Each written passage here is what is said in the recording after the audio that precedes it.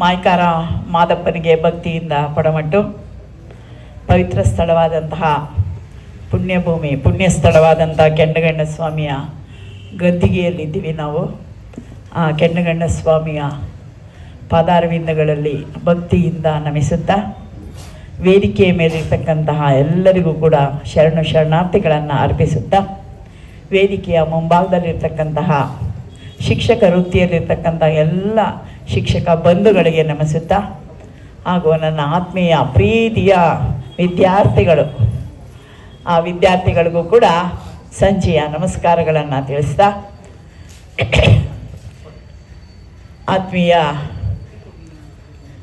ಬಂಧುಗಳೇ, ಈ ದಿನ ವಿಶ್ವ ವಚನ ಫೌಂಡೇಶನ್ ವತಿಯಿಂದ ಒಂದು ಅದ್ಭುತವಾದಂತಹ ಒಂದು ಕಾರ್ಯವನ್ನು ಹಮ್ಮಿಕೊಂಡಿದ್ದಾರೆ. ತುಂಬ ಒಳ್ಳೆಯ ಕಾರ್ಯ. ಯಾರ ಸಹಯೋಗ ಅಂದರೆ ಜೆಎಸ್ಎಸ್ ಸಂಸ್ಥೆ, ಸುತ್ತೂರು ಜಗದ್ಗುರುಗಳು ಶಿವರಾತ್ರಿ ದೇಶಿಕೇಂದ್ರ ಮಹಾಸ್ವಾಮಿಗಳ ಪಾದಾರವಿಂದಗಳಲ್ಲಿ ಸದಾ ನಮಿಸ್ತಾ ಇರಬೇಕು. ಯಾಕೆಂದರೆ ಅವರು ತ್ರಿವಿಧ ದಾಸೋಹಿಗಳು.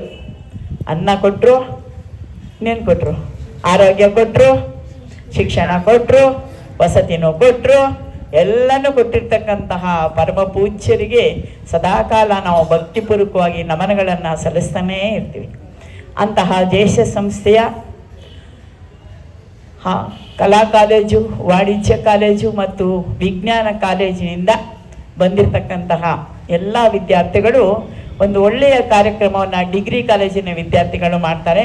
ಅದು ಯಾವುದು ಅಂದರೆ NSS ಶಿಬಿರ ಅಂತ, ರಾಷ್ಟ್ರೀಯ ಸೇವಾ ಯೋಜನೆ.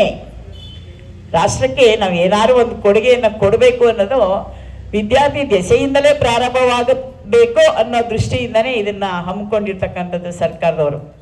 ಡಿಗ್ರಿ ಕಾಲೇಜಿನ ಎಲ್ಲ ವಿದ್ಯಾರ್ಥಿಗಳು ಹೀಗೆ ಹಳ್ಳಿಗಳಿಗೆ ಹೋಗಿ ಹಳ್ಳಿಗಳಲ್ಲಿ ಸೇವಾ ಕಾರ್ಯಗಳನ್ನು ಮಾಡ್ತಾರೆ. ಮೊಟ್ಟ ಮೊದಲಿಗೆ ನಾನು ಅನಿಲ್ ವಾಜಂತಿಯವರಿಂದ ಪ್ರಾರಂಭ ಮಾಡ್ತೀನಿ. ಅನಿಲ್ ವಾಜಂತಿಯವರು ಪ್ರಾಸ್ತಾವಿಕ ನುಡಿಗಳನ್ನು ತುಂಬ ಸೊಗಸಾಗಿ ಹೇಳಿದ್ದಾರೆ. ನನ್ನನ್ನು ಸುಗಮವಾಗಿ ಆರಾಮವಾಗಿ ಈ ಗದ್ದಿಗೆ ಕರ್ಕೊಂಡು ಬಂದಿದ್ದಾರೆ. ಅವರಿಗೆ ಫಸ್ಟು ದರ್ಶನ ಮಾಡಿಸಿದ್ದಾರೆ, ದೇವರ ದರ್ಶನ. ಯಾವುದೋ ಪುಣ್ಯ ವಿಶೇಷದಿಂದ ಇವತ್ತು ನಾನು ಬಂದಿದ್ದೀನಿ. ನಾನು ಅಂದ್ಕೊಂಡೇ ಇರಲಿಲ್ಲ ಇವತ್ತು ನನಗೆ ಮಾದಪ್ಪನ ದರ್ಶನ, ಕೆಂಡಗಣ್ಣ ಸ್ವಾಮಿಯ ದರ್ಶನ ಆಗುತ್ತೆ ಅಂತ. ಯಾರೋ ಈಗ ಒಂದು ವಾರದಿಂದ ಹೇಳಿದರು ನನಗೆ. ಸುಮಾರು 2 ತಿಂಗಳಿಂದನೂ ಫಂಕ್ಷನ್ಲಿ ತುಂಬ ಇದ್ದೀರಾ ಮೇಡಮ್, ನೀವು ಕೆಂಡಗಣ್ಣ ಸ್ವಾಮಿ ಗದ್ಗೆಗೆ ಹೋಗಿ ಒಂದ್ಸರಿ ಪೂಜೆ ಮಾಡಿಸ್ಕೊಡಿ ಎಂದಿದ್ರು. ಅದು ಯೋಗ ಯಾವ ಥರ ಗೊತ್ತಿಲ್ಲ. ಕೆಂಡಗಣ್ಣ ಸ್ವಾಮಿ ಮಾದೇಶ್ವರ ಇಬ್ಬರು ಕರ್ಸ್ಕೊಂಬಿಟ್ಟಿದ್ದಾರೆ ಅಂದ್ಕೊಂಡಿದ್ದೀನಿ. ಸುಗಮವಾಗಿ ಸುಲಲಿತವಾಗಿ ನನ್ನನ್ನು ಕರ್ಕೊಂಬಂದಂಥ ಅನಿಲ್ ವಾಜಂತಿಯವರು ವಿಶ್ವವಚನ ಫೌಂಡೇಶನ್ ಬಗ್ಗೆ ಸಂಕ್ಷಿಪ್ತವಾಗಿ ಹೇಳಿದ್ದಾರೆ. ಅವ್ರೇನು ಜಾಸ್ತಿ ಹೇಳಿಲ್ಲ, ಏಕೆಂದರೆ ಇವರು ಬೆಳಗ್ಗೆ 30 ದಿನನೂ ಮಾಡ್ತಾರೆ ಕೆಲಸನ. ಅದಷ್ಟನ್ನು ಹೇಳೋಕ್ಕೋದ್ರೆ ನಮಗೆ ಒಂದು 300 ದಿನನೂ ಸಾಲಲ್ಲ. ಅದಕ್ಕೋಸ್ಕರ ಅವರು ಚಿಕ್ಕದಾಗಿ ಚೊಕ್ಕವಾಗಿ ಹೇಳಿದ್ದಾರೆ ಅಷ್ಟೇ. ಹಾಗೆಯೇ ಈ ಕಾರ್ಯಕ್ರಮದ ದತ್ತಿದಾನಿಗಳು, ಯಾವುದೇ ಒಂದು ಕಾರ್ಯಕ್ರಮ ಹಮ್ಮಿಕೋಬೇಕು ಅಂದರೆ ಅದರಲ್ಲಿ ದತ್ತಿದಾನಿಗಳು ಇರಲೇಬೇಕು. ಆ ದತ್ತಿದಾನಿಗಳ ದಾನದಿಂದಾಗಿ ಅಂದರೆ ಇವತ್ತು ಆ ದತ್ತಿದಾನಿಗಳು ಮಾದೇವಣ್ಣವರು ನಮ್ಮ ಯಜಮಾನರಿಗೂ ಕೂಡ ತುಂಬ ಸ್ನೇಹಿತರಾಗಿದ್ದ, ಆತ್ಮೀಯ ಸ್ನೇಹಿತರಾಗಿದ್ದಂತಹ ಮಾದೇವಣ್ಣವರು ಮತ್ತು ನನಗೆ ಸ್ನೇಹಿತೆಯಾಗಿರ್ತಕ್ಕಂತಹ ಉಮಾದೇವಿಯವರು.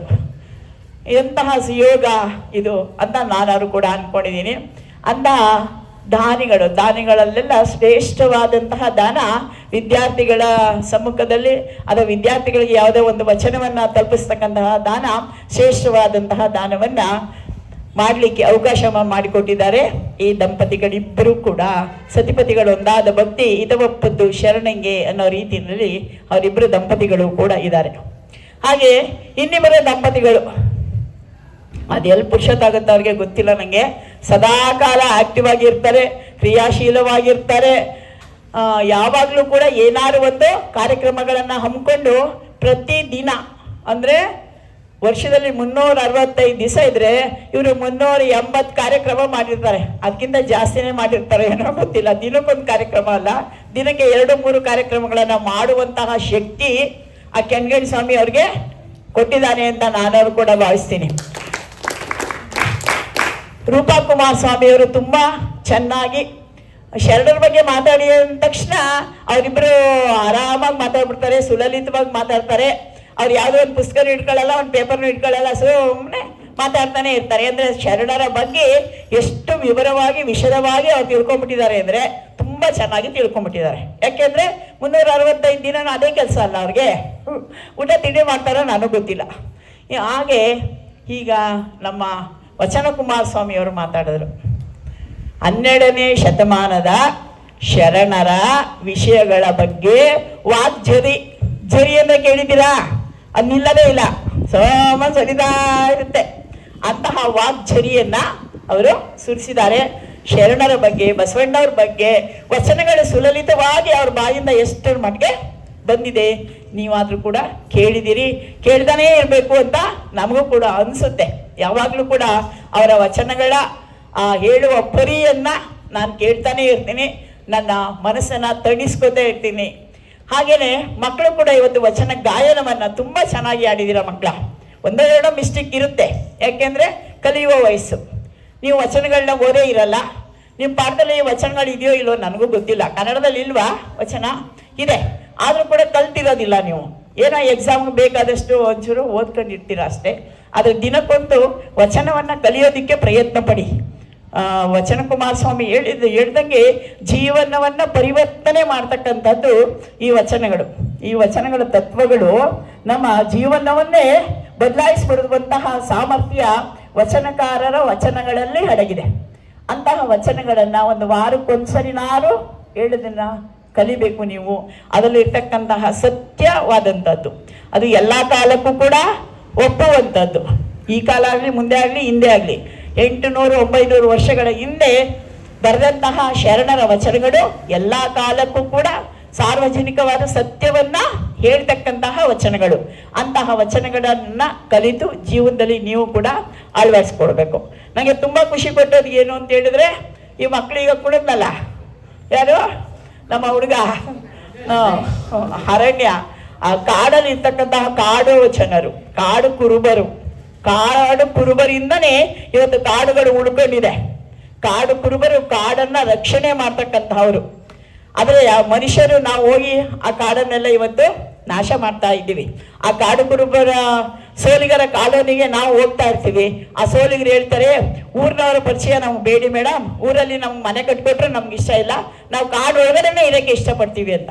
ಅಂದ್ರೆ ಅವರು ಹುಟ್ಟಿದ ಊರನ್ನ ಅಥವಾ ಹುಟ್ಟಿದ ಜಾಗವನ್ನ ಎಷ್ಟು ಪ್ರೀತಿಸ್ತಾರೆ, ಕಾಡನ್ನ ಎಷ್ಟು ಪ್ರೀತಿಸ್ತಾರೆ, ಕಾಡಲ್ಲಿ ಇರ್ತಕ್ಕಂತಹ ಪ್ರಕೃತಿಯನ್ನ ಎಷ್ಟು ಅವರು ನಂಬ್ಕೊಂಡಿದ್ದಾರೆ, ಕಾಡಿನ ಅಲ್ಲಿ ದೇವತೆಗಳನ್ನ ಎಷ್ಟು ನಂಬಿದ್ದಾರೆ ಅವರು. ಅಂದ್ರೆ ಪ್ರಕೃತಿಯ ದೇವತೆ ಅಂತ ಅವರು ನಂಬ್ಕೊಂಡಿದ್ದಾರೆ. ಅಂತಹ ಒಂದು ಕಾಡಿನ ಒಂದು ಡ್ಯಾನ್ಸ್ ತುಂಬಾ ಚೆನ್ನಾಗಿ ನೃತ್ಯವನ್ನ ಮಾಡಿದ್ದಾನೆ ಹುಡುಗ. ಹಾಗೇನೆ ಇಲ್ಲಿ ಎಲ್ಲರೂ ಕೂಡ ಸ್ವಾತಂತ್ರ್ಯಕ್ಕಾಗಿ ಹೋರಾಡಿದಂತಹ ವ್ಯಕ್ತಿಗಳು. ಅಂದ್ರೆ ರಾಷ್ಟ್ರಕ್ಕೋಸ್ಕರ ಹೋರಾಡಿದ ಮಹನೀಯರ ಬಗ್ಗೆನೆ ಇಲ್ಲಿ ಎಲ್ಲ ಹೆಣ್ಮಕ್ಳು ಗಂಡ್ಮಕ್ಳೆಲ್ಲ ತುಂಬಾ ಚೆನ್ನಾಗಿ ಮಾಡಿದ್ರಿ. ಕಿತ್ತೂರು ಚೆನ್ನಮ್ಮ ಆಗಿರ್ಬೋದು, ಒನ್ಕೆ ಇಟ್ಕೊಂಡು ಅಷ್ಟೊತ್ತಿಂದ ಕೂತಿದ್ದಾಳೆ. ಈಗಲಾರು ಒನ್ಕೆ ಬಿಡವ ತಾಯಿ, ಒನ್ಕೆ ಬಿಟ್ಟು ಕೂತ್ಕೋ, ಈಗ ಆರಾಮ್ಸೆ ಕೂತ್ಕೋ. ಒನ್ಕೆ ಹೋಗುವನ ಪಾತ್ರಧಾರಿ ಆಗಿರ್ಬೋದು, ಭಗತ್ ಸಿಂಗ್ ಆಗಿರ್ಬೋದು, ಇನ್ನು ಹಲವಾರು, ಅಂಬೇಡ್ಕರ್ ಸಂವಿಧಾನದ ಕರ್ತೃ ಅಂಬೇಡ್ಕರ್ ಆಗಿರ್ಬೋದು, ನಮ್ಮ ನೇಗಿಲ ಯೋಗಿ ನಮ್ಮ ಭಾರತದ ಬೆನ್ನೆಲುಬಾಗಿರ್ತಕ್ಕಂತಹ ಅವನು ರೈತ. ಜೈ ಜವಾನ್, ವೆರಿ ಗುಡ್. ಇಂಥ ರೈತ ಇಲ್ಲ ಅಂದ್ರೆ ನಮ್ಗೆ ಅನ್ನ ಇಲ್ಲ ಅಲ್ವಾ? ಪ್ರತಿದಿನ ರೈತ ಕೆಸರಿನಲ್ಲಿ ದುಡಿಯೋದ್ರಿಂದನೇ ಇವತ್ತು ನಮ್ಮ ಹೊಟ್ಟೆ ತುಂಬ್ತಾ ಇದೆ. ಅಂತ ರೈತನ ಬಗ್ಗೆ ಮಾಡಿದ್ದು ನಂಗೆ ತುಂಬಾ ಖುಷಿ ಕೊಟ್ಟದ್ದು ಏನು ಅಂದ್ರೆ, ನೀವು ಭತ್ತ ನಮ್ಮ ಮುಂದೆ ಕಣ್ಮುಂದೆ ಭತ್ತ ಇಟ್ಟಿದ್ದೀರಲ್ಲ, ಆ ಭತ್ತದ ಒಕ್ಕಣೆ ಮಾಡೋದೆಲ್ಲ ನೋಡಿ ಬೆಳೆದವರು ನಾವೆಲ್ಲ. ನಾನು ರೈತನ ಮಗಳೇ. ಆ ಭತ್ತ ಒಕ್ಕಣೆ ಮಾಡೋದು, ಭತ್ತವನ್ನ ಜೆಳ್ಳನ್ನ ತೂರ್ತಕ್ಕಂಥದ್ದು, ಅವೆಲ್ಲವನ್ನು ನೋಡಿ ಭತ್ತದ ಕಣಸಲ್ಲಿ ಭತ್ತವನ್ನ ಇಡ್ತಕ್ಕಂಥದ್ದು. ನಮ್ಗೆ ಬೇಕಾದಾಗ 1-2 ಮೂಟೆ ಭತ್ತವನ್ನ ನಾವು ಮಿಲ್ಲು ಕಳಿಸಿ ಅದನ್ನ ಅಕ್ಕಿ ಮಾಡಿಸ್ಕೊತಾ ಇರೋದು. ಈಗಿನ ಮಕ್ಕಳು ಭತ್ತನ ಎಲ್ಲಿ ಬೆಳೀತಾರೆ ಅಂದ್ರೆ, ಅಕ್ಕಿ ಎಲ್ಲಿ ಸಿಗುತ್ತೆ ಅಂದ್ರೆ ಗೊತ್ತಿಲ್ಲ ಅವ್ರಿಗೆ. ಅಕ್ಕಿ ಭತ್ತದಿಂದ ಸಿಗುತ್ತೆ ಅನ್ನೋದು ಗೊತ್ತಿಲ್ಲ, ಮಾರ್ಕೆಟಲ್ಲಿ ಸಿಗುತ್ತೆ ಅಂತ ಹೇಳ್ತೇವೆ ಅಷ್ಟೇ. ಅಂದ್ರೆ ಭತ್ತದಿಂದ ಅಕ್ಕಿ ಆಗುತ್ತೆ ಅನ್ನೋದು ಕೂಡ ಇವತ್ತಿನ ಮಕ್ಕಳಿಗೆ ಗೊತ್ತಿಲ್ಲ. ನಿಮ್ಗೆ ಅವೆಲ್ಲ ತಿಳಿಸ್ಬೇಕು ಅನ್ನೋದಕ್ಕೋಸ್ಕರ ಸಿಟಿಯಿಂದ ನಿಮ್ಮನ್ನೆಲ್ಲ ಇಲ್ಲಿ ಕರ್ಕೊಂಬಂದು ಆ ಭತ್ತದ ಪೂಜೆಯನ್ನ, ಒಳ್ಳೆ ಕೆಲಸ ಅದು, ಭತ್ತದ ಪೂಜೆಯನ್ನ ಮಾಡಿದ್ದೀರಾ. ಮತ್ತೆ ಪ್ರಕೃತಿ ಗಿಡಕ್ಕೆ ನೀರೆರಿಯುವ ಕೆಲಸವನ್ನ ಮಾಡಿದ್ದೀರಾ. ನಿಮ್ಮ NCC ಮಾಸ್ಟರ್ಗೆ ಒಂದು ಸಲಾಮ್ ಹೇಳ್ಬೇಕು, ಎಲ್ಲರೂ ಹೇಳ್ಬೇಡಿ, ಒಂದು ಸಲಾಮ್ NCC ಮಾಸ್ಟರ್ಗೆ ಮತ್ತೆ ಸಂತೋಷ್ ಅವ್ರಿಗೆ. ಯಾಕೆಂದರೆ 4 ದಿವಸದಿಂದ ನಿಮ್ಮನ್ನ ಸಹಿಸ್ಕೊಂಡಿದ್ದಾರೆ. ಇನ್ನು ಎಷ್ಟು ದಿವಸ ಸಹಿಸ್ಕೋಬೇಕೋ ಗೊತ್ತಿಲ್ಲ. ಒಂದು ವಾರ ಅನಿಸುತ್ತೆ NSSಗೆ ಕರ್ಕೊಂಬಂದ್ರೆ ಒಂದು ವಾರ ಕಾಲ ನಿಮ್ಮನ್ನ ಇಲ್ಲಿ ಅವರು ತಡ್ಕೋಬೇಕು. ತುಂಬಾ ಕಷ್ಟ ಇದೆ, ನನಗೆ ಗೊತ್ತಿದೆ ಎಷ್ಟು ಕಷ್ಟ ಇರುತ್ತೆ. 40-45 ಮಕ್ಕಳ ಮನೇಲಿ ಒಂದು ಮಗು ತಡೆಯೋದೇ ಕಷ್ಟ ಅಂತ ನೀವು 40-45 ಜನನ ಕರ್ಕೊಂಬಂದು ಇಲ್ಲಿ ನಿಮಗೆ ಬೇಕಾದ ಸೌಲಭ್ಯಗಳನ್ನು ಕೊಡಬೇಕಲ್ಲ, ಅದು ತುಂಬ ಕಷ್ಟದ ಕೆಲಸ ಅವ್ರಿಗೆ. ಆದರೂ ಕೂಡ ನಿಮ್ಮನ್ನು 10 ದಿವಸ ಸಹಿಸ್ಕೊಂಡು ಯಾಕೆ ಅವರು ಶ್ರಮ ಪಡ್ತಾರೆ? ರಾಷ್ಟ್ರೀಯ ಸೇವಾ ಯೋಜನೆಯ ಅಂದರೆ ಅದರ ಮುಖ್ಯ ಉದ್ದೇಶನೇ ಹೊಂದಾಣಿಕೆ ಮನೋಭಾವ ಮಕ್ಕಳಲ್ಲಿ ಬೆಳಿಬೇಕು ಅಂತ. ಒಬ್ಬೊಬ್ಬರೇ ಮಕ್ಕಳು ಮನೇಲಿ ಬೆಳೆದ್ಬಿಟ್ಟಿರ್ತೀರಾ, 40 ಜನ ಜೊತೆಲಿರೋದು ನೋಡಿದ್ದೀರಾ? ಯಾವ ಮನೇಲೂ 40 ಜನ ಇಲ್ಲ. ಈಗ ಒಂದೊಂದೇ ಮಗು ಇರೋದು, ಜಾಸ್ತಿ ಅಂದರೆ 2 ಮಕ್ಕಳು ಇರ್ತಾರೆ. ಅವರಿಬ್ಬರೇ ಹೊಂದ್ಕೊಳ್ಳೋದಿಲ್ಲ. ಇದು ನನ್ನ ರೂಮು, ಇದು ನನ್ನ ರೂಮು, ಇದು ನನ್ನ ಬೆಡ್ಶೀಟು, ಇದು ನನ್ನ ಬೆಡ್ಶೀಟು, ಹೀಗೆ ಕಚ್ಚಾ ಹಾಕಿರ್ತೀವಿ ನಾವು. ಹಾಗೆ ಇಲ್ಲಿ 40-45 ಜನ ಮಕ್ಕಳನ್ನ ಕರ್ಕೊಂಡ್ಬಂದು ಶಿವರುದ್ರಪ್ಪನವ್ರು ಹೇಳ್ತಾರೆ, ಹೊಂದಿಕೆ ಎಂಬುದು ಎಷ್ಟು ಕಷ್ಟವೋ 4 ದಿನದ ಈ ಬದುಕಿನಲ್ಲಿ ಅಂತ. ಎಷ್ಟು ಕಷ್ಟ ಹೊಂದಾಣಿಕೆ ಅನ್ನೋದು. ಮನೇಲಿ 2 ಮಕ್ಕಳೇ ಹೊಂದಾಣಿಕೆಯಿಂದ ಇರಲಿಕ್ಕೆ ಕಷ್ಟ ಆಗುತ್ತೆ. ಅಂತಲ್ಲಿ ನಿಮ್ಮ 40 ಜನನ ಹೊಂದಾಣಿಕೆ ಮಾಡಿಕೊಂಡು ನಿಮ್ಮಲ್ಲಿ ಸಹಕಾರ ತತ್ವವನ್ನು ಕಲಿಸ್ಕೊಂಡು, ಸಹಕಾರ ತತ್ವದ ಬಗ್ಗೆ ಆಗಲೇ ಬಸವಣ್ಣವರು ವಚನ ಹೇಳಿದ್ದಾರೆ. ಎಂತಹ ಸಹಕಾರ ತತ್ವವನ್ನು ಬಸವಣ್ಣ ಹೇಳಿದ್ದಾರೆ ಅಂದರೆ, ಕಾಗೆ ಒಂದು ಅಗುಳ ಕಂಡರೆ ಕರೆಯದೆ ತನ್ನ ಬಳಗವೆಲ್ಲವನ್ನು, ಕೋಳಿ ಒಂದು ಗುಟುಕು ಕಂಡರೆ ಕರೆಯದೆ ತನ್ನ ಕುಲವೆಲ್ಲವನ್ನು. ಕಾಗೆ ಕೋಳಿಗಳಿಗಿಂತ ಕರಕಷ್ಟ ಯಾರು? ಮನುಷ್ಯರು. ಯಾಕೆಂದ್ರೆ ಯಾರು ಮನೆಗೆ ಬಂದ್ರು ಅಂದ್ರೆ ಊಟ ಮಾಡ್ತಿದ್ರೆ ನಾವು ಎತ್ಕೊ ಆ ಕಡೆ ಒಳಗಡೆ ಇಟ್ಕೊಳ್ತೀವಿ. ಆದರೆ ಕಾಗೆ ಕೋಳಿ ಇವುಗಳೆಲ್ಲ ಏನ್ ಮಾಡ್ತವೆ? ತಮ್ಮ ಜೊತೆಗೆ ಎಲ್ಲರೂ ಬನ್ನಿ ಊಟ ಮಾಡೋಣ, ಎಲ್ಲರೂ ಬನ್ನಿ ಒಟ್ಟಾಗಿ ಕಾಳುಗಳನ್ನು ಹೆಕ್ಕಿ ತಿನ್ನೋಣ ಅಂತ ಕರೀತವೆ. ಅಂದ್ರೆ ಆ ಪ್ರಾಣಿಗಳು ಇರ್ತಕ್ಕಂತಹ ಸಹಕಾರ ತತ್ವ ಮನುಷ್ಯರಲ್ಲೂ ಬರಬೇಕು ಅನ್ನುವುದೇ ಬಸವಣ್ಣನವರ ಆಶಯ ಆಗಿತ್ತು. ಹಾಗೆ ಮಕ್ಕಳ ಶ್ರಮದಾನ ಮಾಡಬೇಕು ಅಂತ ನಿಮ್ಮನ್ನ ಇಲ್ಲಿ ಕರ್ಕೊಂಡ್ಬಂದಿದ್ದಾರೆ. ನಾನು ಯಾಕೆಂದ್ರೆ ನಮ್ಮ ಪ್ರೇಮಪ್ಪ ಕಾಲೇಜಿಂದ ಈ ಶ್ರಮದಾನ ಶಿಬಿರಗಳಲ್ಲಿ ಭಾಗವಹಿಸಿದ್ದೀನಿ. ಶ್ರಮದಾನ ಅಂದರೆ ದೈಹಿಕ ಶ್ರಮ ಇರಬೇಕು. ದೈಹಿಕ ಶ್ರಮದಿಂದ ಒಂದು ರಸ್ತೆಯನ್ನು ಕ್ಲೀನ್ ಮಾಡೋದಾಗಿರ್ಬೋದು, ಅಥವಾ ಒಂದು ಶಾಲಾ ಮೈದಾನವನ್ನು ಕ್ಲೀನ್ ಮಾಡೋದಾಗಿರ್ಬೋದು, ಒಂದು ಊರನ್ನು ಕ್ಲೀನ್ ಮಾಡೋದಾಗಿರ್ಬೋದು, ಒಂದು ದೇವಸ್ಥಾನದಲ್ಲಿ ಇರ್ತಕ್ಕಂತಹ ಜಾಗವನ್ನು ಸ್ವಚ್ಛ ಮಾಡೋದಾಗಿರ್ಬೋದು. ಇವೆಲ್ಲ ಸ್ವಚ್ಛತೆಯನ್ನ ಹಳ್ಳಿಗರಿಗೂ ಕೂಡ ಕಲಿಸೋದಿಕ್ಕೆ, ಹಳ್ಳಿಯವ್ರು ಕಲ್ತಿರ್ತಾರೆ ಆದರೂ ಕೂಡ ಸ್ವಲ್ಪ ಗಲೀಜಿರುತ್ತೆ. ಆ ಗಲೀಜನ್ನು ನೀವು ಸ್ವಚ್ಛ ಮಾಡಿ ಅವರಿಗೆ ಹೀಗೆ ಬದುಕಬೇಕು ಅಂತ ಹೇಳ್ಕೊಡೋದ್ರ ಜೊತೆಗೆ ನೀವು ಕೂಡ ದೈಹಿಕವಾಗಿ ಶ್ರಮಪಟ್ಟು ಮನೆಯಲ್ಲೂ ಕೂಡ ನಿಮ್ಮ ಮನೆಯನ್ನು ಕೂಡ ಸ್ವಚ್ಛವಾಗಿ ಇಟ್ಕೋಬೇಕು. ಅದನ್ನು ಇಲ್ಲಿ ಮಾಸ್ಟ್ರು ಸಂತೋಷ್ ಮಾಸ್ಟ್ರು ನಿಮಗೆ ಕಲಿಸ್ಕೊಟ್ಟಿದ್ದಾರೆ. ಹಾಗೆಯೇ ನಿಮಗೆ ತಾಳ್ಮೆ ಸಹನೆ ಇವೆಲ್ಲವೂ ಕೂಡ ಈ ರಾಷ್ಟ್ರೀಯ ಸೇವಾ ಯೋಜನೆಯಿಂದ ಬರುತ್ತೆ ಮಕ್ಕಳ. ಯಾಕೆಂದರೆ ಒಬ್ಬೊಬ್ಬರೇ ಇರ್ತೀರ ಮನೇಲಿ, ಇಂಥದೇ ಬೇಕು, ಇಂಥದೇ ಊಟ, ಇಂಥದೇ ಅಡುಗೆ, ಇಂಥದೇ ತಿಂಡಿ, ಇಂಥದೇ ಡ್ರೆಸ್, ನೀವು ಕೇಳಿದದನ್ನು ಅಪ್ಪ ಅಮ್ಮ ಒದಗಿಸ್ಕೊಡ್ತಾ ಇರ್ತಾರೆ. ಆದರೆ ಇಲ್ಲಿ ನಿಮಗೆ ಕೇಳಿದ್ದೇನು ಸಿಗಲ್ಲ. ಅವ್ರು ಏನು ಕೊಡ್ತಾರೆ ಊಟ ಅದನ್ನು ಮಾಡಬೇಕು, ಅವರು ಹೇಗೆ ಹೇಳ್ತಾರೆ ಅದು ಕೇಳಬೇಕು. ಮನೇಲಿ 9 ಗಂಟೆ ಆದರೂ ಮೇಲೆ ಕೇಳದೆ ಇದ್ರು ಇಲ್ಲಿ 5-5:30ಗೆನೆ ಮೇಲಕ್ಕೆ ಸಿಗ್ತಾ ಇದೆಯಾ? ಪುಣ್ಯವಂತರಾಗರೆ ನೀವು. ನಮ್ಮನ್ನೆಲ್ಲ ಕರ್ಕೊಂಡು ಹೋಗ್ತಿದ್ದಾಗ ಅಲ್ಲೆಲ್ಲ ಸಿಗ್ತಾ ಇರಲಿಲ್ಲ ಬಿಡಿ, ಅವೆಲ್ಲ ಎಲ್ಲಿ ಸಿಗ್ತಿತ್ತು ನಮಗೆ. ನೀವು ಪರವಾಗಿಲ್ಲ. ಆದರೆ ನಿಮ್ಮ ಸಂತೋಷ್ ಮಾಸ್ಟ್ರು ತುಂಬ ಒಳ್ಳೆಯವರು. ಮಕ್ಕಳ ಆಸೆಯನ್ನು ಅರಿತು ಅವರು ನಿಮ್ಗೆ ಎಲ್ಲವನ್ನು ಕೂಡ ಪೂರೈಸ್ತಾ ಇದ್ದಾರೆ. ಅಂದರೆ ಅವರು ನಿಮ್ಮ ತಂದೆಯ ಸ್ಥಾನದಲ್ಲಿ ನಿಂತು ನಿಮ್ಮ ಆಸೆಗಳನ್ನೆಲ್ಲ ಪೂರ್ತಿ ಮಾಡ್ತಾ ಇದ್ದಾರೆ. ಹೀಗೆ ಮಕ್ಕಳ ನೀವೆಲ್ಲವೂ ಕೂಡ ರಾಷ್ಟ್ರಕ್ಕೆ ಒಂದು ಶಕ್ತಿ ಆಗಬೇಕು, ದೇಶಕ್ಕೆ ಒಂದು ಶಕ್ತಿ ಆಗಬೇಕು. ಫಸ್ಟ್ ನಾವು ಯಾರು ಅಂದರೆ ನಾವು ಭಾರತೀಯ. ಹೊರಗಡೆ ದೇಶಕ್ಕೆ ಹೋದರೆ ನೀವು ಯಾರು ಅಂದರೆ ನಾನು ಗದಿಗೆ ಊರವನು ಅಂತ ಹೇಳಿದ್ರೆ ಗೊತ್ತಾಗುತ್ತಾ? ಮೈಸೂರವನು ಅಂದ್ರೂ ಗೊತ್ತಾಗುತ್ತಾ? ಇಲ್ಲ. ಫಸ್ಟ್ ನೀವು ಯಾರು ಅಂದರೆ ನಾನು ಭಾರತೀಯ ಅಲ್ವಾ? ಭಾರತೀಯರಾಗಿರ್ಬೇಕು. ನೆಕ್ಸ್ಟ್ ನೀವು ಯಾರು ಅಂತ ಭಾರತದವ್ರು ಕೇಳಿದಾಗ ನಾನು ಕರ್ನಾಟಕದವನು, ನನ್ನ ಮಾತೃಭಾಷೆ ಕನ್ನಡ, ಕನ್ನಡ ಎನೆ ಕುಣಿದಾಡುವುದೆನ್ನೆದೆ ಕನ್ನಡ ಎನೆ ಕಿವಿ ನೀವಿರುವುದು ಅಂತ ಹೇಳ್ಬೇಕು. ಕನ್ನಡ ಭಾಷೆ ನಮ್ಮದು, ಆ ಭಾಷೆಯ ಬಗ್ಗೆ ಅಭಿಮಾನ ಇರಬೇಕು, ಪ್ರೀತಿ ಇರಬೇಕು. ಕನ್ನಡದ ಬಗ್ಗೆ ಸ್ವಚ್ಛವಾಗಿ ಮಾತನಾಡೋದನ್ನು ನಾವು ಕಲಿಬೇಕಾಗುತ್ತೆ ಮಕ್ಕಳ. ಹಾಗೆಯೇ ಸಾವಿತ್ರಿಬಾಯಿ ಪುಲೆ ಬಗ್ಗೆ, ಪುಲೆ ಒಬ್ಬಳು ತುಂಬ ಚೆನ್ನಾಗಿ ಮಾಡ್ತಾ ಹುಡುಗಿ ಸಾವಿತ್ರಿಬಾಯಿ ಪುಲೆ. ಯಾಕೆಂದರೆ ನಾವು ಇಲ್ಲೆಲ್ಲ ಇರೋರೆಲ್ಲ ಶಿಕ್ಷಕರೇ ಜಾಸ್ತಿ, ಇಲ್ಲಿ ಕೂತಿರೋರೆಲ್ಲ ಸ್ವಲ್ಪ ಶಿಕ್ಷಕರೇ. ಅದರಿಂದ ಸಾವಿತ್ರಿಬಾಯಿ ಫುಲೆ ಬಗ್ಗೆ ಹೇಳಲಿಕ್ಕೆ ನನಗೆ ಹೆಮ್ಮೆ ಅನಿಸುತ್ತೆ. ಸಾವಿತ್ರಿಬಾಯಿ ಫುಲೆ ಅವರು ಒಂದು 8-9 ವರ್ಷಕ್ಕೇನೆ ಮದುವೆ ಆಗ್ತಾರೆ. ಅವ್ರ ಗಂಡನ ಹೆಸರು ಜ್ಯೋತಿಬಾಯಿ ಫುಲೆ. 13 ವರ್ಷ ಗಂಡನ್ಗೆ.